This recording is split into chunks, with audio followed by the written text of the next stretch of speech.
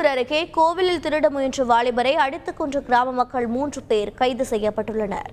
கோவை மாவட்டம் சூலூர் அருகே உள்ள நடுப்பாளையம் மாக்காளி அம்மன் கோவிலுக்குள் நேற்று முன்தினம் இரவு வாலிபர் ஒருவர் புகுந்துள்ளார்.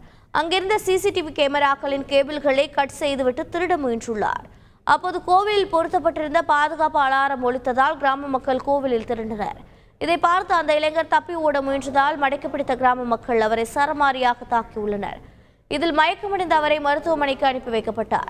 தகவலறிந்து மருத்துவமனைக்கு சென்ற போலீசார் விசாரணை நடத்தியதில் திருட முயன்றவர் கோவை சுந்தாராபுரம் பகுதியைச் சேர்ந்த சபீர் என்பதும் அவர் மீது ஏற்கனவே திருட்டு வழக்குகள் நிலுவையில் உள்ளதும் தெரியவந்தது.